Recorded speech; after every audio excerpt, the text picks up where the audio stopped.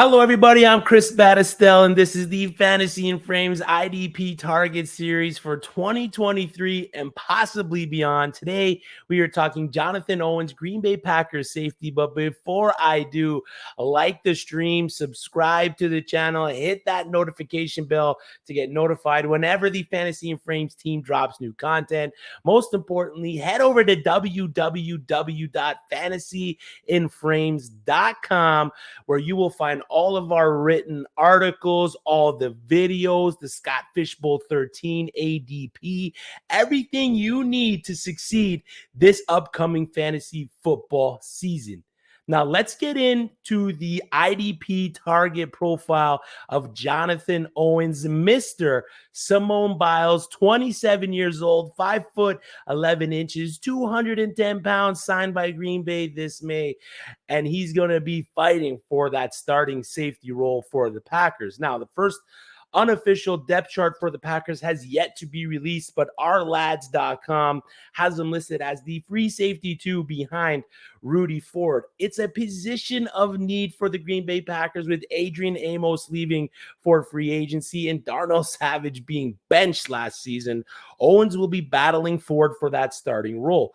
Ford last season, though, had a very productive year, 19th out of 90 safeties in run stop rate, and ended up with 4 takeaways, 3 of those being interceptions when he was given that more expansive role in that defense. Now, the Packers also signed Tavarius Jones from the San Francisco 49ers, but I don't see Jones playing too much into the battle of Rudy Ford and Jonathan Owens. I see Jones as being more of a special team guy.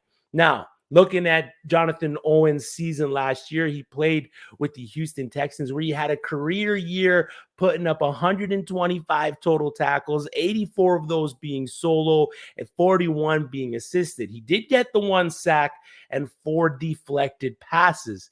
He was top 5 amongst safeties in total tackles throughout the season. But when you take a look back at his career, was it an outlier? In 2021, he had a +1 tackles versus expected rate. In 2022 now, he was the second ranked safety in that category, where he had a 26.1 plus tackle versus expected rate. That's telling me that he played above what everyone pretty much expected what he was going to do. Now, looking at where he found most of his success last season, that was in that deeper coverage, where he played that role about 59% of the time. That's where he put in those career statistics. Now, if you look at what Green Bay did defensively, they kind of changed their defensive scheme post-bye. They played the cover 2 only 2.2% of the time pre-bye, and that jumped up to 17.7% of the time post-bye. Cover 2, they're pretty much rolling the 2 high safeties, and that plays advantage into Jonathan Owens' game. Now, those numbers come from PFF.com, but where he did struggle was in that coverage. Opposing NFL quarterbacks had a passer rating of 124.8. But is that good or is that bad for IDP fantasy? On one hand, he's being targeted a lot, but he's getting busted. And on the other hand, he's getting targeted a lot, which is pretty good because he's going to get the opportunity to get those tackles. Could that be a reason why he is getting those tackles? Because opposing offenses are playing the matchup and kind of targeting the weaker player in the opposing team's defense. I mean, that's something you got to chew on, because those guys that are considered islands in the defensive backfield don't really see the production that you want from these IDP fantasy players. Now, jumping into the fantasy side of his game, using fantasypros.com IDP scoring outline, Jonathan Owens was the 33rd DB in points per game with 9.8, and it was really the move from free safety to strong safety that limited his scoring last season. Before the Week 11 change between weeks 1 and 10, Owens was more consistent, averaging nearly 2 more points per game through that time. So that's sitting at around 11 points per game for a DB, which I'll take take that for fantasy purposes. And through those 9 games, 6 of those games, he had double-digit tackle totals. He was the leading DB in total tackles through that time with 58 and was the DB 11 in total points scored.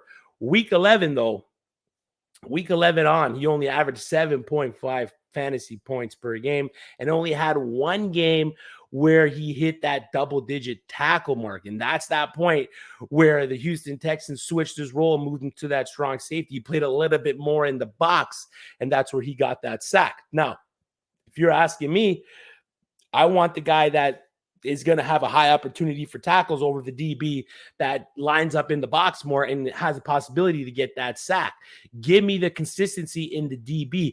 I'll take the high risk, high reward DL to try to chase those sacks. Give me the safe floor for defensive backs. All in all, if he can carve out a role in the Packers defense and play at a level he did between weeks 1 and 10 with the Houston Texans, Owen can be a decent steal for you in your drafts.